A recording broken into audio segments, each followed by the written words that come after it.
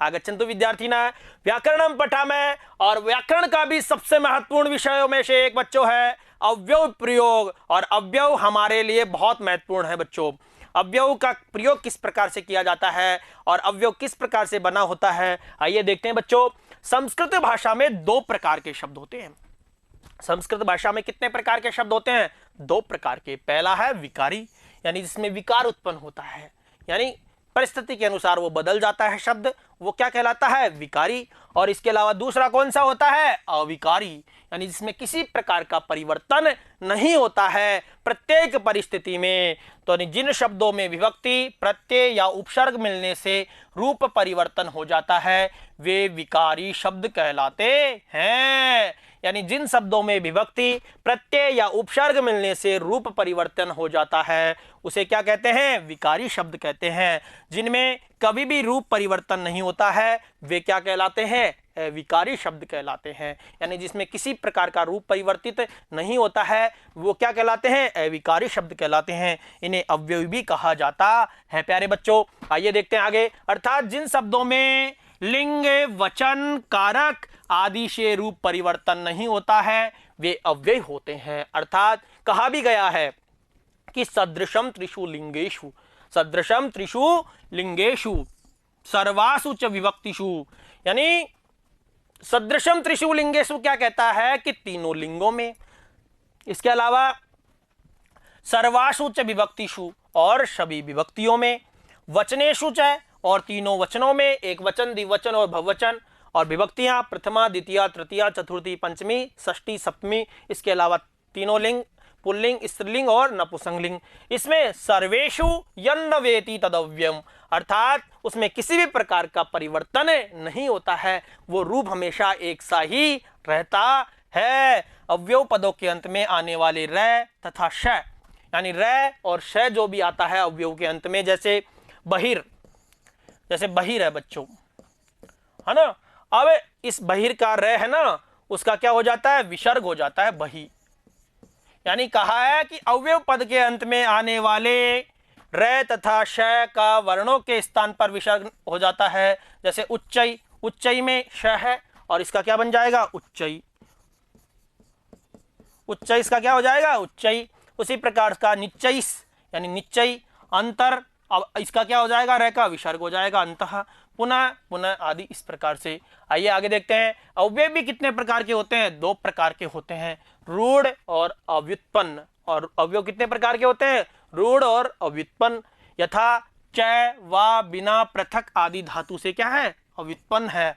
दूसरे यौगिक अथवा व्युत्पन्न होते हैं, जैसे पठित्वा यौगिक है कि नहीं है ना। ये अव्युत्पन्न इसलिए है कि इनमें किसी प्रकार का कोई जोड़ा नहीं है, यानी च, यानी च में आगे भी नहीं है पीछे भी नहीं है। लेकिन जो ये है ना यौगिक अथवा व्युत्पन्न होते हैं, जैसे पठित्वा, यानी पठ में धातु है ना, ये धातु से बना होता है, देखो जैसे कत्वा, उसी प्रकार से पठित्वम में पठ धातु में तुमन आदि धातु से व्युत्पन्न कृदंत अव्यव तथा सर्वदा चतुर्धा, यानी सर्वदा चतुर्धा आदि नाम से व्युत्पन्न तद्धित अव्यव होते हैं। यानी इनमें भी सर्व में दा करेंगे ना जब सर्वदा अव्यव तद्धित बनता है।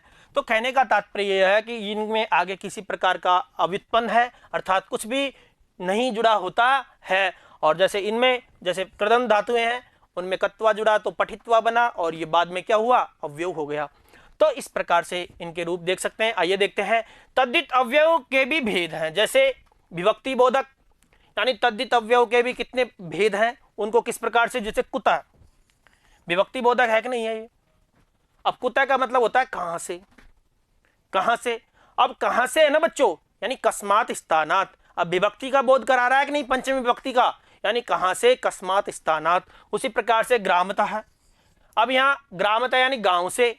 अब इसको मान लो ये किसकी जगह लगाया? पंचम्या तहसील, यानी पंचमी विभक्ति के स्थान पर तहसील प्रत्यय किया है। यानी क्या कहा है इसमें कि ग्रामात यानी गांव से। कुत्र, अब यहाँ कहां, अब अत्र, इनमें सब में क्या है? ये सब विभक्ति बोधक है। काल बोधक यदा यानी जब, कदा कब, सर्वदा यानी हमेशा आदि। प्रकार बोधक यथा, तथा, कथम, इत्थम, द्विधा आदि, ये क्या है? प्रकार बताने वाले। उसी प्रकार से विविधता बोधक अनेक्ष आदि। यहाँ प्रमुख अवयवों के अर्थ और उदाहरण दिए जा रहे हैं बच्चों। आगे देखते हैं, जैसे अब इनका हम प्रयोग सीखते हैं बच्चों।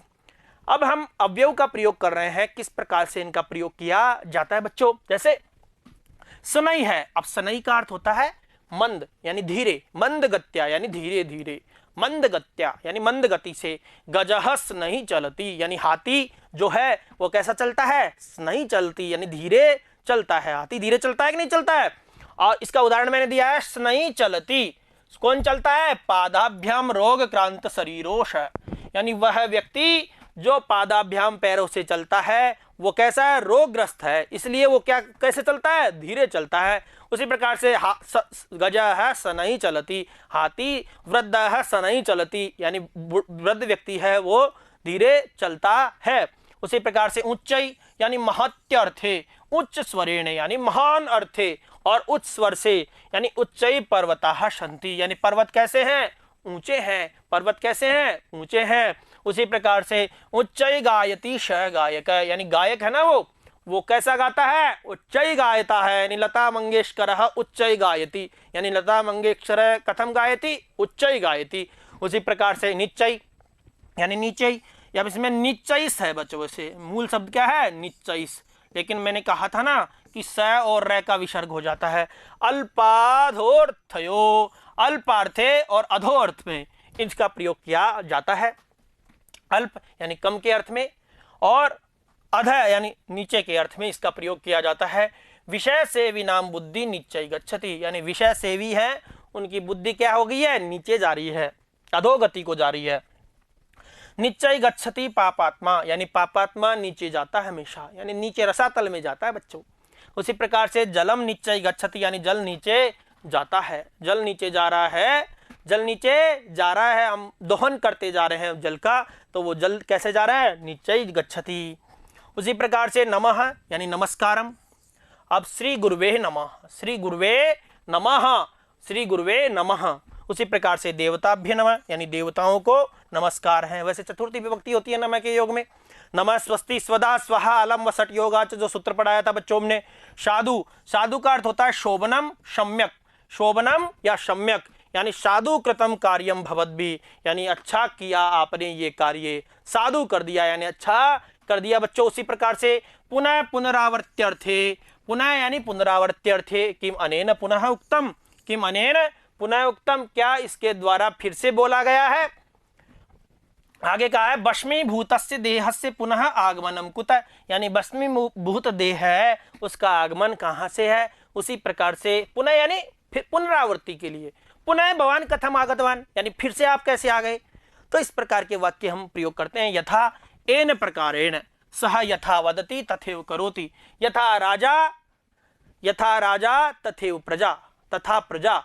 उसी प्रकार से जैसा येन प्रकारेण जिस प्रकार का, तथा तेन प्रकारेण यथा देवदत्त है तथा विष्णुदत्त पठति, यानी जैसे देवदत्त पढ़ता है वैसे विष्णुदत्त पढ़ता है, जिस प्रकार से। तेन प्रकारेण, खलु का अर्थ होता है निषेध, खलु का अर्थ क्या होता है, निषेध।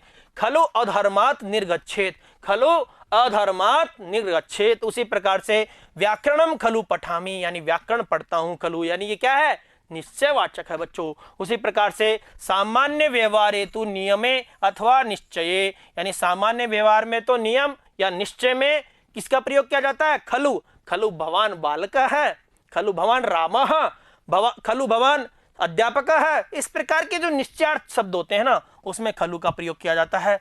किला का क्या होता है, विद्या प्रकर्ष होता है ना। किला अयम विद्वान, निश्चय से ये क्या है, विद्वान है बच्चों। उसी प्रकार से निश्चय, किला इदम वस्तु ग्राह्यम, यानी निश्चय से ये वस्तु ग्रहण करने योग्य है बच्चों। उसी प्रकार से वार्ता एवं किला इदम अस्ति, यानी ये यानी निश्चय वार्ता संभाव्य अथवा सामान्य रूप से निश्चयार्थ के लिए, जैसे संभाव्य सामान्य। जगान कंस किला वासुदेव, यानी कंस जगान यानी मारा, जगान यानी मारा। और किसने, किसको, कंस को, किला वासुदेव ने, वासुदेव ने यानी भगवान श्री कृष्ण ने कंस को मारा। ये इस प्रकार के शंका होती है, जैसे ननु एवं कथम उच्यते, यानी शंका हो गई, ऐसा कैसे हो सकता है, ननु निश्चय से ऐसा कैसे हो सकता है। उसी प्रकार से ननु इदम युकुरु, ननु इदम कुरु, तो शंका विनिग्रहो अथवा निश्चयार्थे। उसी प्रकार से धिक निर्वर्षेण धिक्त्वाम अनिदीत विद्याम, अर्थात क्या कहा है, धिक्कार है, भर्सना है,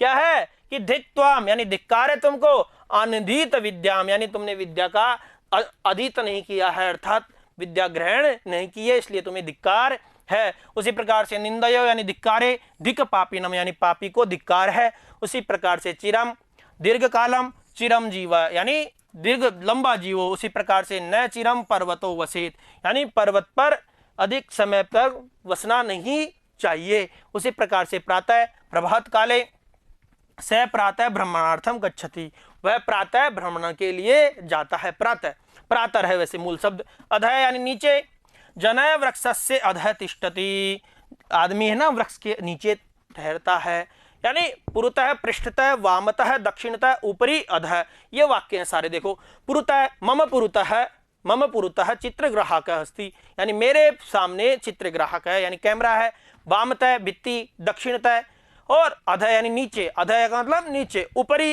यानी ऊपर। तो इस प्रकार से अधः यानी नीचे, जन वृक्षस्य अधः तिष्ठति। उसी प्रकार से युगपत एक साथ यानी तौ युगपत गच्छता यानी वे दोनों एक साथ जाते हैं। उसी प्रकार से अद्य यानी आज, अद्य का मतलब आज। अब बच्चों 7 बारों का नाम होता है, अद्य, श्व, परश्व, परपरश्व, अद्य, ह्य, परह्य, परपरह्य यानी अद्य गुरुवासरः, अद्य गुरुवासरः, स्व शुक्रवासरः, परश्व शनिवासरः, परप्रश्वः रविवासरः, अद्य गुरुवासरः, अद्य गुरुवासरः, कदा गुरुवासरः, अद्य गुरुवासरः। उसी प्रकार से स्व शुक्रवासरः, कदा शुक्रवासरः, कब शुक्रवार है, और कदा शनिवासरः, परस्व शनिवासरः, और परप्रश्वः रविवासरः यानी कदा रविवासरः, परस्व रविवासरः। उसी प्रकार से अद्य यानी आज गुरुवार है, ह्य बुधवासरः, परह्य मंगलवासरः, परह्य मंगलवासरः, परपरह्य सोमवासरः, अद्य स्व परश्व परपरश्व, अद्य ह्य परह्य परपरह्य। इस प्रकार के इन 7 वारों के नाम होते हैं बच्चों। और आगे कहा है कि स्व, अब मैंने स्व भी बता दिया, कल यानी आने वाला, मोहन स्व आगमिष्यति, मोहन यानी मोहन कल आएगा, यानी श्व शुक्रवासरः अस्ति मोहन आगमिष्यति। आगे देखते हैं बच्चों। उसी प्रकार से मैंने ये भी बता दिया, ये यानी कल बीता हुआ, रमेश ह्य अपठत यानी रमेश कल बीते हुए कल को पढ़ लिया, अर्थात बुधवासरे पठितवान। उसी प्रकार से सायं सायंकाल, भवान सायं आगच्छतु यानी आप सायंकाल को आओ। ईशत का मतलब होता है कुछ या थोड़ा। इदम फलम ईशत कटु वर्तते यानी ये फल है वो कैसा है, ईशत कटु यानी थोड़ा कड़वा है। उसी प्रकार से तुष्णिम यानी चुप, तुष्णिम का मतलब होता है चुप, और कहा है कि शायद तुष्णिम अभवत, वह क्या हो गया, चुप हो गया बच्चों। उसी प्रकार से सहसा का मतलब होता है अचानक, सहसा का मतलब होता है अचानक। दिनेश सहसा अत्र आगच्छत यानी दिनेश अचानक ही यहाँ आ गया। उसी प्रकार से मिथ्या यानी झूठ या असत्य, त्वम मिथ्याम वदसी यानी तुम कैसे बोलते हो, झूठ बोलते हो, मिथ्याम वदसी। उसी प्रकार से पुरा यानी पहले, पुरा अत्र एकः नृपः आसीत, पहले के समय में एक क्या था, राजा था। पुरा यानी पहले के समय में। प्राय यानी बहुधा यानी बहुत, यानी प्राय बालका अत्र क्रीडन्ति, प्राय छात्रः अत्र पठन्ति, प्राय अध्यापकः अत्र पाठयति। इस प्रकार के वाक्य। प्राय भवान इतः गच्छति, प्राय यानी सामान्य। उसी प्रकार से यानी बहुत प्रकार से सामान्य। नूनम का मतलब हुआ अवश्य, स नूनम अत्र आगमिष्यति, वह निश्चय से ही यहाँ आएगा, स नूनम अत्र आगमिष्यति। उसी प्रकार से भूये यानी फिर या अधिक, भवान भूय पठतु यानी आप अधिक पढ़ो। अधुना यानी अब, अधुना जनाः भ्रमणाय गच्छन्ति, आजकल लोग भ्रमण के लिए जाते हैं। उसी प्रकार से परितः यानी चारों ओर, ग्रामम परितः वृक्षा सन्ति यानी गांव के चारों ओर क्या है, वृक्ष हैं, गांव के चारों ओर वृक्ष है बच्चों। अतः अतः त्वम इत्थम वदसि भोजनम अस्ति अतः भोजनम करोमि, भोजनम अस्ति अतः भोजनम करोमि। जलम अस्ति अतः पिबामि, इसलिए पीता हूं। इस प्रकार से कदापि यानी कभी भी, स कदापि असत्यम न वदति, वह कभी भी असत्य नहीं बोलता है। उसी प्रकार से बच्चों ये तत्र है, इसके साथ और भी होते हैं अत्र, तत्र, अन्यत्र, सर्वत्र और कुत्र। इस प्रकार के ये एक जोड़ा होता है बच्चों। अब तत्र का मतलब होता है वहां, यानी अत्र, अत्र प्रकोष्ठे यानी प्रकोष्ठ है, और इसमें क्या है, अत्र बालकः अस्ति, बालकः अत्र अस्ति, यानी बालक यहाँ है, बालक अत्र अस्ति, अध्यापकः अत्र अस्ति, अध्यापकः अत्र अस्ति।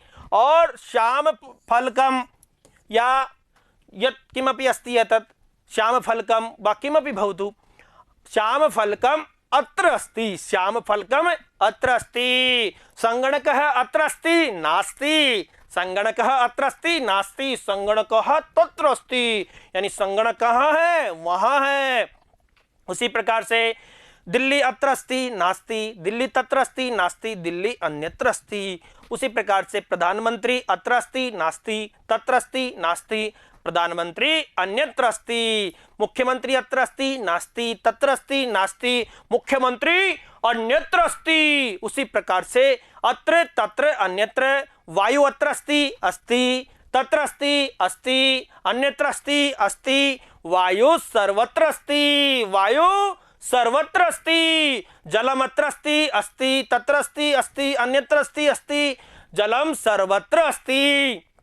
ज्ञानम अत्र अस्ति, तत्र अस्ति, अन्यत्र अस्ति, ज्ञानम सर्वत्र अस्ति। आकाशः अत्र अस्ति, अस्ति, तत्र अस्ति, अस्ति, अन्यत्र अस्ति, अस्ति, सर्वत्र अस्ति। आकाशः सर्वत्र अस्ति, अत्र, तत्र, अन्यत्र, सर्वत्र। और अब कुत्र का हम इसमें प्रश्न बनाने के लिए करते हैं, अत्र यानी कुत्र, अत्र बालकः अस्ति, कुत्र बालकः अस्ति। उसी प्रकार से कोई समूह होता है बच्चों, यानी बालक समूह एकत्र अस्ति, बालक गणः एकत्र अस्ति, अध्यापक समूह एकत्र अस्ति, प्रार्थना भवति, प्रार्थनायां छात्राः एकत्र सन्ति, प्रार्थनायां छात्राः एकत्र सन्ति। तो इस प्रकार से अत्र, तत्र, अन्यत्र, सर्वत्र, एकत्र, कुत्र, इनका हम प्रयोग करते हैं बच्चों। इतस्ततः, इधर उधर, छात्रा इतस्ततः भ्रमन्ति, यानी छात्र इधर उधर घूमते हैं बच्चों। इसके अलावा श यानी साथ में, पुत्र पित्राशः गच्छति। इस प्रकार के ये कुछ अवयव थे बच्चों, इनका हमने प्रयोग जाना। इसके अलावा जो मैं प्रश्नवाचक जो अवयव होते हैं, प्रश्न निर्माण किस प्रकार से होते हैं, उसको मैं आपको अगले भाग में पढ़ाऊंगा बच्चों। किम, कुत्र, कति, कदा, कुतः, कथम, किमर्थम, इसमें किम को छोड़ दो, कुत्र, कति, कदा, कुतः, कथम, किमर्थम, इस प्रकार के जो ये प्रयोग हैं उनको हम अगले भाग में प्रश्न निर्माण के नाम से भी जानेंगे, और वो भी क्या है, एक अवयव प्रयोग है। तो ये भाग आपके अच्छे समझ में आया होगा, इन प्रयोगों को हमने अच्छे से जाना होगा, इन अवयवों को हमने अच्छे से जाना होगा। इसी आशा और विश्वास के साथ अगले भाग के साथ में हम फिर मिलते हैं। धन्यवादः, नमो नमः।